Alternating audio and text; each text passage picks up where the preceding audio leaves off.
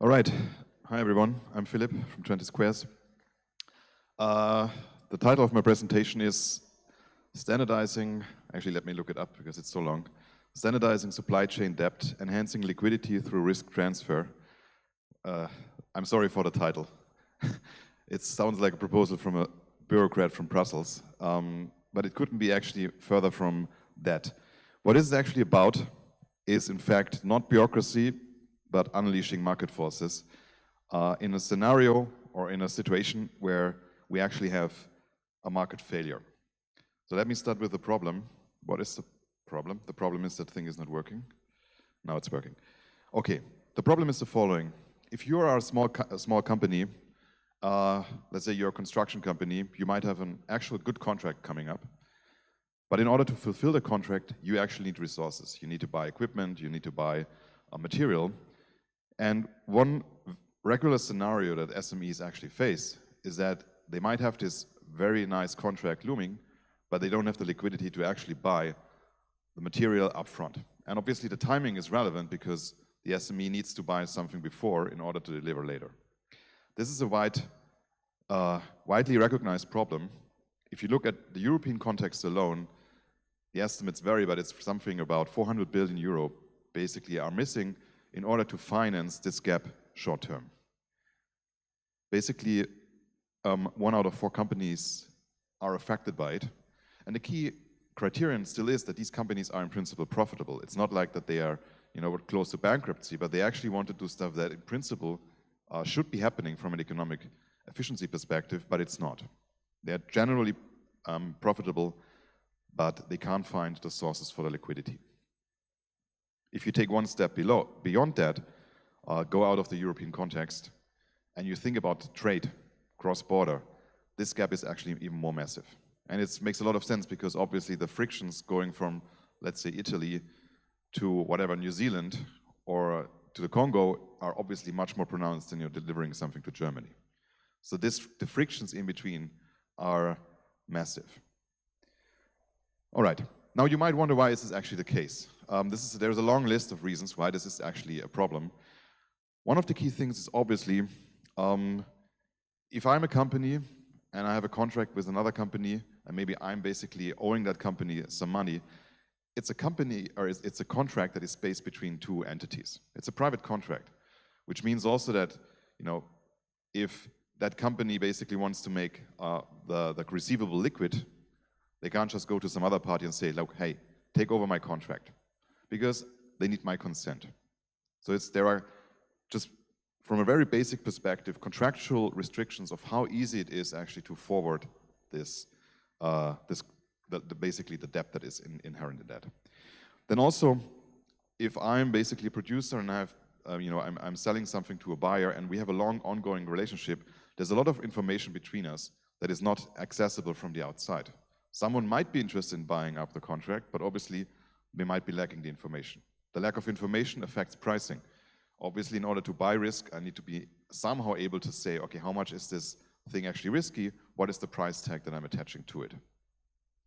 And obviously, it's also high friction. There are, as I said before, legal constraints, but there are also regulatory constraints. Banks, if they want to refund credits, obviously have to go under a lot of scrutiny. Same for other non-banking participants, that if they accept private credit and they want to somehow put it into the market, they're typically crossing into a different regulatory regime. And that is costly and takes time. All right, now, this is a Web3 blockchain conference. One obvious question that you could raise, and people have raised before, is shouldn't there be a better way? And couldn't this better way be actually meaning we're trying to put this form of debt, or parts of it, on-chain, and improve the situation? What could the improvements look like? Well, I'm just mentioning 3. Obviously, standardization. If you have a token that is tradable, it is standardized. It's basically also auditable. You have an information trail that in principle, specifically if people interact on-chain over a long time, you can gather a lot of information. Secondly, you can also make information available that is very easy accessible for possible interested parties buying credit. And lastly, because we have tokens, they can be composed, we can aggregate them, disaggregate them. In principle, this is a very effective way of forming portfolios efficiently. And there are more things. You can also think about settlement.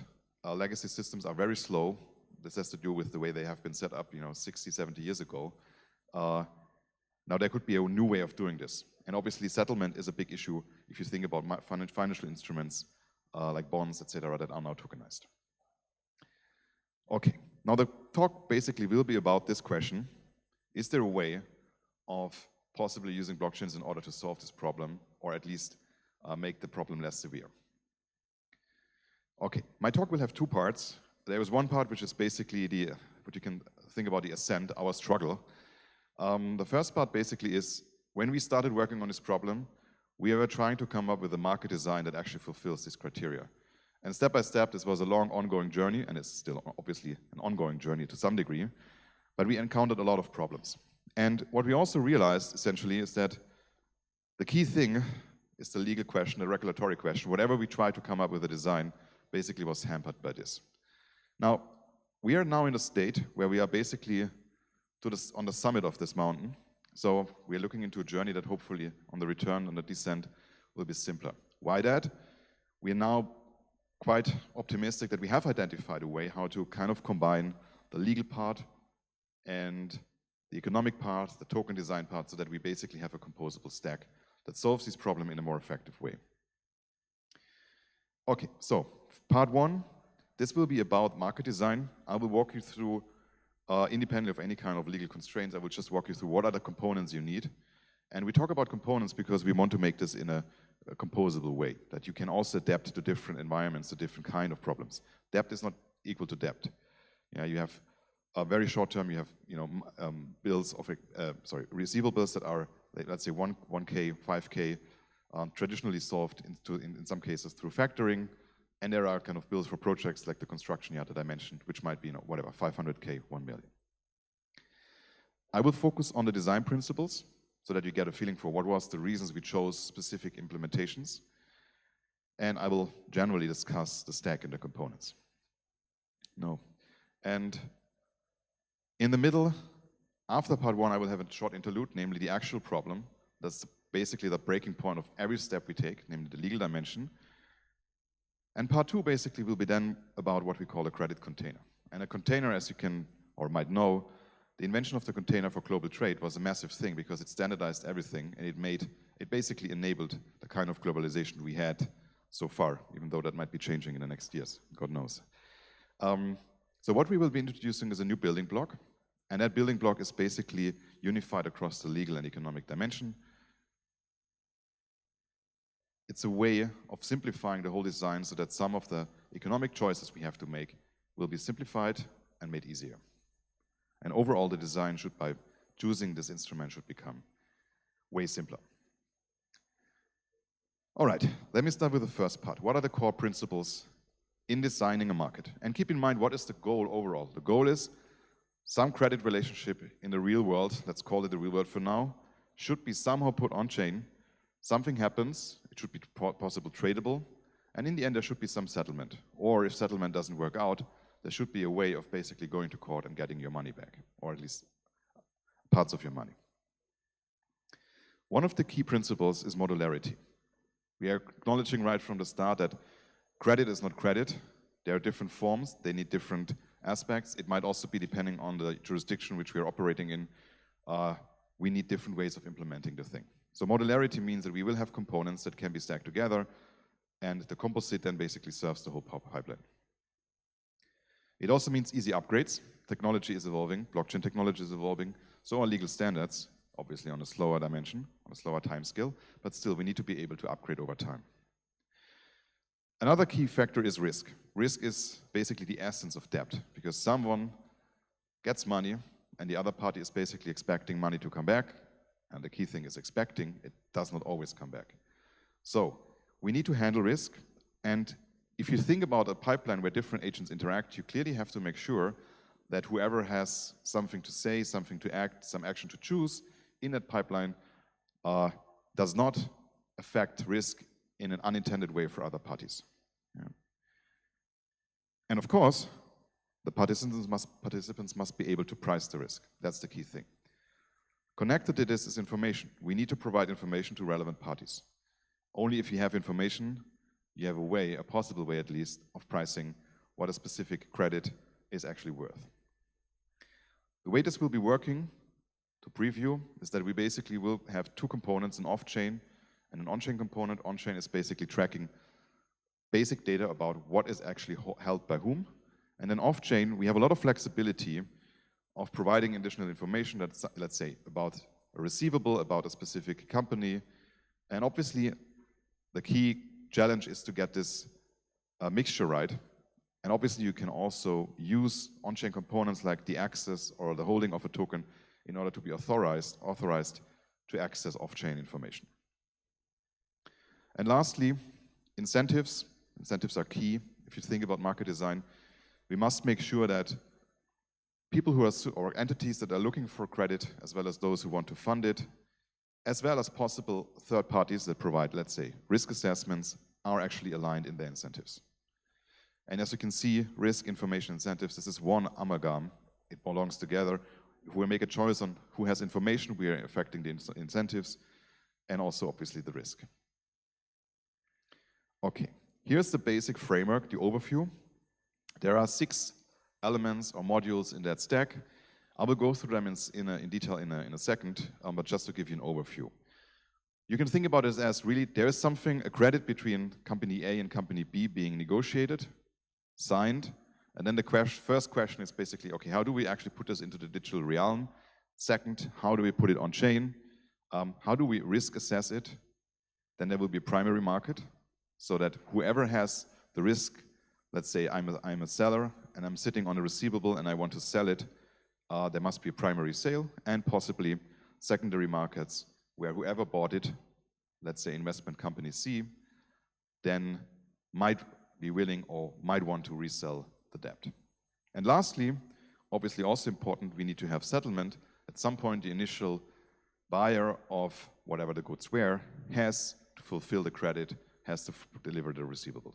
Or if not, we need a way basically how to handle default or late payments. Now, depending on the use case and the specifics of the scenario you're interested in, you might not need all of these elements. For instance, if you're dealing with professional investors on the other side who are able, and maybe much more able than anyone else, to price the credits that are put on the market, an independent risk assessment might not be needed. It might also be that time horizons are so short, or the investment vehicle, the credit is so specific, that a secondary market is actually not needed or not sensible. Good. Okay, I will walk you through the modules. Module 1. This is basically how do we get from something, in the extreme case, it's just pen and paper on chain. We need a step basically where we're digitalizing. This has to have at least 2 elements. We need to prove that the thing is real, and it has to be unique. Yeah, so that not something comes up, someone doesn't copy the paper and goes to the next tokenization element. That doesn't have to happen. Now, depending on the use case, so when we started designing this, we were focused on a very narrow case on factoring in a specific country. I think the use case should be public in a couple of weeks. In that case, there is a government-imposed system on invoices. It's basically to avoid tax fraud on VAT. Now, in this case, the problem is essentially solved for us because we can just, the government is serving us as an oracle. Basically, if someone tries to tamper with invoices, they are directly dealing with the government ex post. So it's just basically an enforcement through government. But private solutions are possible. Now, if you also think about the European context, the e-invoices that are now mandatory, at least to accept, there are more and more interfaces where you basically can lean on existing systems that you can leverage. Okay, once we are in the digital realm, we actually need to tokenize. Now, how this works. So what we will basically do is we don't have to talk much about the standards here, but essentially it will be an NFT that has specific key information about the amount, the maturity, the parties involved, and then an off-chain data link. Off-chain data link might be, in the case of factoring, the underlying receivable, so that someone who wants to buy that can actually inspect what is the underlying receivable. Is it actually sound? What is it about, etc. Data link can also be all kinds of external services that assess information about the companies involved. It might be that we have an audit before you can get onto the platform, that you're a company actually who has some financial means and you're not, in a bankruptcy proceeding, etc. Now, you might wonder, if you think about a factoring case as a leading example, I have a company A and they have, let's say, 3 receivables from the same company B. These receivables should be very similar. So why do we impose an NFT?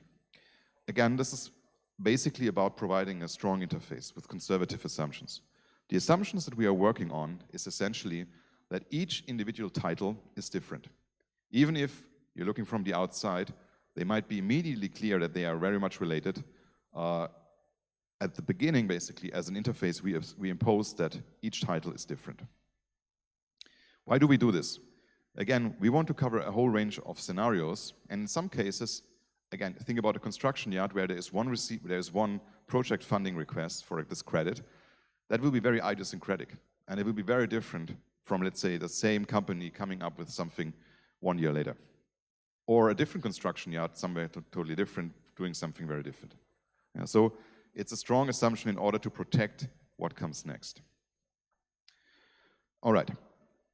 Now, depending on the type of instrument and the downstream market that we want to design, we might need external parties actually assessing the parties involved, as well as the receivables or the underlying data on which the credit is based.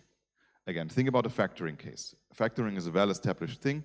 There are companies out there that do an assessment and provide risk ratings essentially for the companies involved and possibly even for specific receivables. Depending on the investor, whether they are able to price things or not, if they are not able to price it themselves, they might be needing to rely on external parties doing this risk assessment. In the simplest case, again, factoring, think about receivable being classified at different tiers. I mentioned before, it's optional, it's not needed for in all cases. There will be professional investors that buy private credit, and they actually will be much better in assessing the risk than any kind of third party. But again, we want to be modular, we want to keep open the system so that we can accommodate for this scenario. What happens is that the NFT that I described before has basically an optional field. A risk score can be attached. It will be attached only by registered and accredited raters. The idea essentially is that if there is a request for tokenization, in some case, if I want to sell it on the market afterwards, it might actually be needed that this field is filled by one of the raters. Now, I also want to highlight one thing. I said before, once you put things on chain, there is a better tracking of information and basically overall more recording of what is normally not known or basically opaque. In the case of the raters, their rating behavior, the assessment, and obviously also the fact whether, let's say, a specific receivable is paid or not, is tracked over time. So in principle, at least, we can reward or also punish raters that are behaving in a way that is ex post shown not to be in line with what actually happens in the market.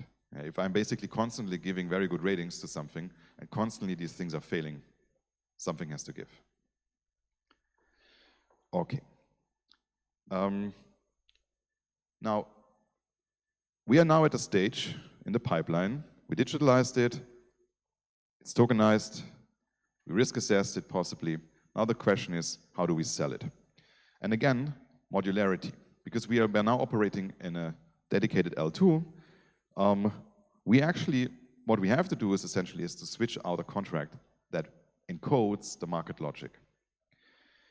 Which market logic should we choose? Well, that depends again on the characteristics. If you have credits that are asking for, let's say, 1 to 5 million each time, and they are very idiosyncratic, on the extreme side, it might just be that we have an order book or have an auction that basically sells us to the highest bidder. Then there is an intermediate thing where we basically have, let's say, receivables, and they have been classified as belonging to, whatever, 3 categories of risk. Among one category of risk, we might do just batch auctions. So because the volume is small, we are selling it basically, whatever, 10, 15, 20, depending on the exact volume, in one go. And whoever is the highest bidder basically gets it. We can also think about a more kind of crypto native solution, which is a pool. It's basically functioning a bit like a monetary fund, in the sense that there's a pool, it has liquidity, it has an algorithmic pricing, and it's buying up essentially any kind of credit instrument that comes in up to a threshold, certain risk profiles, and then the investors basically are participating in that pool through tokens that are encoding their share there in the token, in the pool itself. And the pool basically will be run infinitely, and obviously if it's working and it's making money, the value of this pool should increase over time. It's a very standard instrument, just translated into the DeFi setup. But again, this is not the only way. And we are, our background is basically in market design. That's our bread and butter. We design specific markets, platforms for specific allocation platforms, and that's exactly the point. The main thing here is that we will accommodate, depending on the kind of market, on the demand, on the supply side characteristics, we can just deploy one of the contracts that is actually making sense for that scenario. Okay. What happens next? Primary market, that could be the end of it. Well, not completely. But it could also be that we actually want to have a secondary market where whoever bought it on the primary market has a way of selling it up. Why would this be the case? It might be, like in general, if you think a pipeline in finance, there are actors who buy stuff, but they also want to refund it in order to get things off their books or in order to reduce their risks. So obviously, in some cases, we might have a secondary market where the initial primary market buyers can sell off their positions. Just to point out, there is a dependency. If we had an auction before, this also informs or constrains what a secondary market can look like. For instance, it might mean that we actually build up a platform that is basically an OTC order book. In the case of a pool, the problem is solved because if you own shares in the pool, you can just sell it on the DEX. Okay, last point. We need to settle. At some point, the construction company that I mentioned, or whatever, the tomato producer that sold tomatoes to the supermarket, at some point, who bought it on the other end, needs to settle the debt. And what this requires is, and what the way the system is built up, these entities will not even know that they are interacting with the blockchain. They basically will, your normal tomato producer will not expect, or the supermarket will not want to pay in stablecoins, at least not yet. They will receive fiat. And we obviously have a component that basically seamlessly solves the problem of someone puts in fiat, it was turned into stables, the payment on-chain is then happening in stables. Why this? I mentioned before that one of the targets is trade finance. So if you're moving within the European system, you clearly might not need all of that. But once you move out of that, again, having the capability of solving and settling in stables and also seamlessly transferring different currencies is useful. And again, tracking information. What happens if someone defaults? Again, depending on the structure, for instance, in the pool, there could be an automatic vehicle that actually then goes to, in some sense, goes to the legal proceedings and tries to get at least a share of the initial claim back. Moreover, because we are tracking this information, if you're a debtor and you're failing to pay, it might just mean that you're not having access to the platform anymore, or at least for a period of time.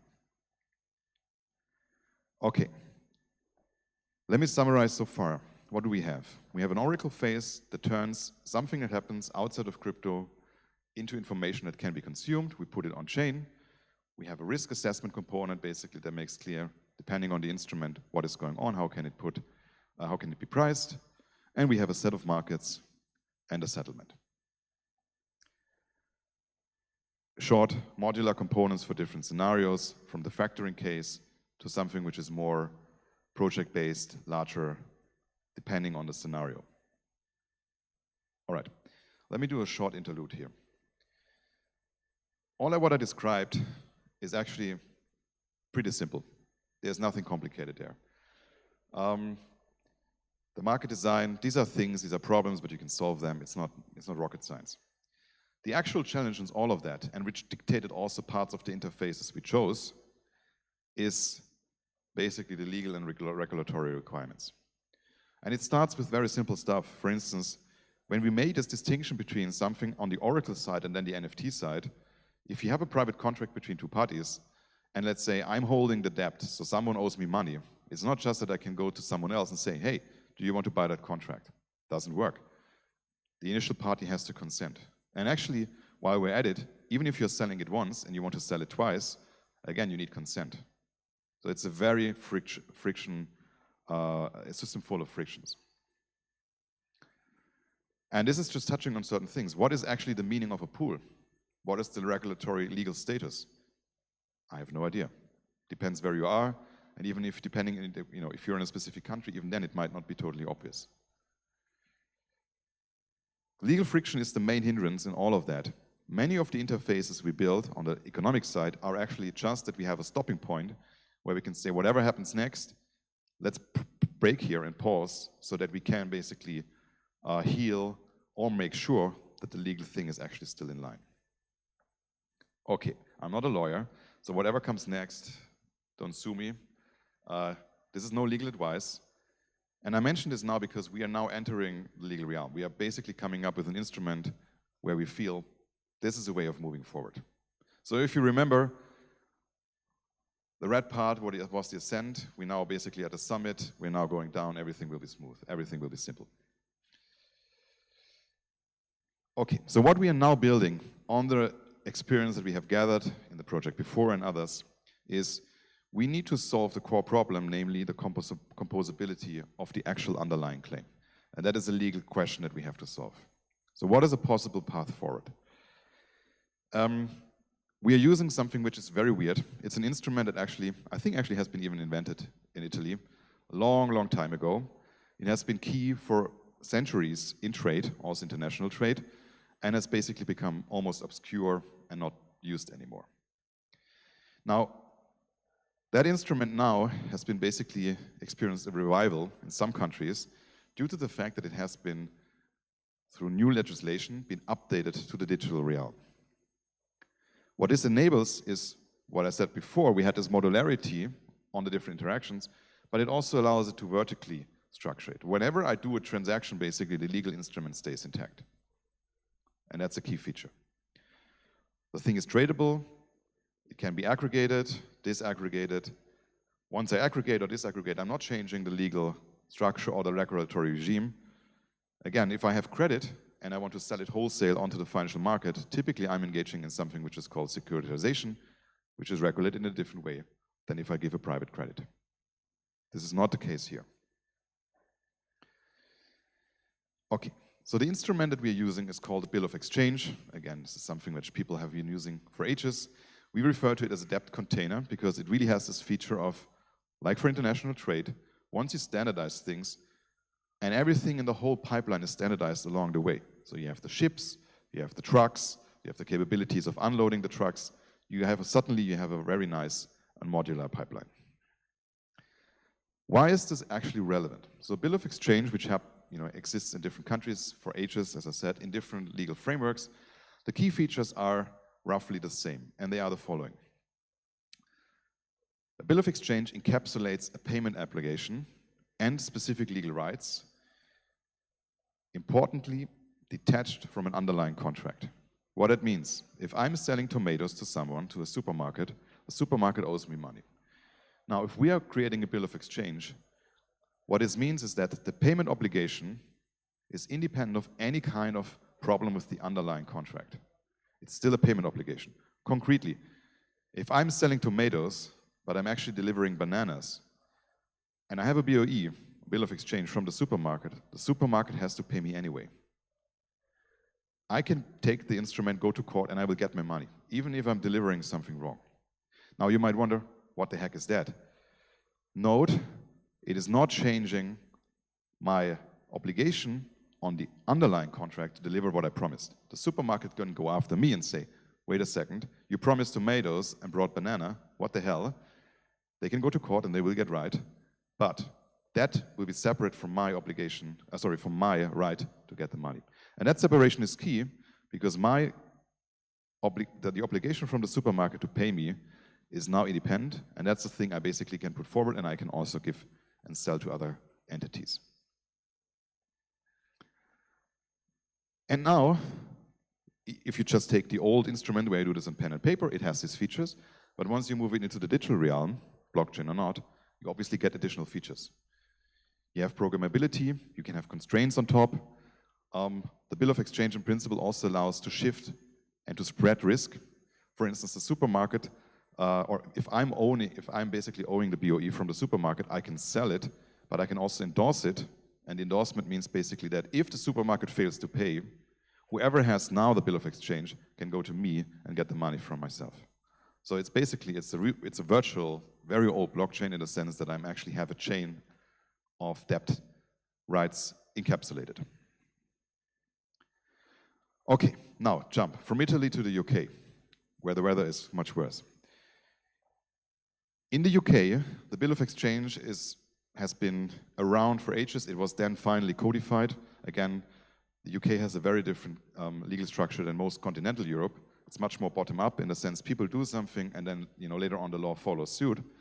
The bill of exchange basically has been enacted in the 19th century, has been around for ages. Now here's the kicker. There was basically an update in 2023 which made the instrument, which before was forced to be in paper, digital. And now you can think about it. If you go back 40, 50 years when digitalization happened in finance, you can clearly see that the bill of exchange as an instrument becomes pretty much boring and out of date, right? You can't put them on a computer, you can't trade them, but you have to deliver this damn paper. It's just a big, big disadvantage. Now that disadvantage is now basically changing to the changing regulation. Why did the UK come up with it? It's actually part of an initiative by the United Nations to digitalize and to basically improve international trade. Again, in trade you have a lot of paper, you have a container, there is a bill of lading attached to it, it has to be paper. So that initiative basically was a way of lifting it and basically digitalizing these processes. The final part, the negotiable instruments, among which the bill of exchange is one instance. Okay. I have to speed up a bit because I'm coming to the end of my time, but let me add one more feature and then I'm basically stop with the kind of the legalese. But as I said before, I can separate the underlying contract from the payment obligation. What this also means is that there is a specific court procedure if someone fails to pay the bill of exchange. And that's a key thing. It's basically a fast track. It's an enforceable title. In Germany, for instance, where similar instruments exist, you can go to court and basically the court can make the operation stop and the company that owes the money. And it's not like a private contract. A private contract I can also take to court, but that might take ages, depending on where you are. Okay, let me jump through this. It's pretty simple. The UK is the first of the major G7 countries who has adapted the UN regulation, and it also embeds basically not only this specific regulation, it embeds it into a general initiative on digitalization, finance, and using blockchains. So this is an ideal setup. Okay, now how will this look like? It's pretty simple. What I said before, when you think about the market platform that I described, there will be elements that you can recognize again. The buyer basically issues an electronic bill through our platform. The idea being, again, there's a buyer and a seller. The buyer wants to basically shift, let's say the supermarket wants to get liquidity. The platform basically mints the bill of exchange. It stores data off-chain. Investors, and then we are back in the marketplace, can basically buy this token, and the vendor receives cash instantly. Again, you can see stable cash transformation happens in between. And this is the key thing. The smart contract at the end of maturity basically settles, and then legal recourse is still preserved. All I described so far is a tradable instrument, and there's no consent needed. If I hold the BOE and I want to sell it, I can do that. No one can stop me. I already mentioned this, let me go through that fast. The key thing is what is called the holder in due course doctrine. That is what I mentioned before. Even if the underlying contract is broken or I'm failing to deliver, the payment obligation is true, which means if you are buying it, let's say there's a party which buys it from me, they don't have to worry about the legal underlying contract. And that's obviously a big simplification when it comes to forecasting and also understanding and pricing the risk. What are the benefits? pretty much simple. SME vendors, they get immediate working capital and lower costs. The buyers, they can extend terms without harming suppliers. On the capital provider side, new transparent asset class. And then lastly, overall, kind of turning back to where I started, there is a market failure, liquidity is not provided, and that market failure hopefully will be improved. Okay, last slide. Do I have this 1 minute? Okay, we're in Italy, so maybe I should say something about what is the Italian context, because I talked about the UK. And here's now the actual kicker and this all of these things. In principle, to make it very short, it is at least conceivable that you can actually set up essentially the settlement in the United Kingdom, but still have it applicable in other countries that have not adapted the standard yet. This is true for Germany, where we actually started as a kind of base case, but it's principle also applicable to Italy. So what you do, something settlement-like happens in the UK, the Italian tomato producer will not see that. They will just have an ERP interface or some dashboard. They can trigger it, they will basically get their fiat. Everything which happens in the back basically is independent. And if it comes to a problem of enforcing it in court, the UK courts, the fast track basically is ready to handle it.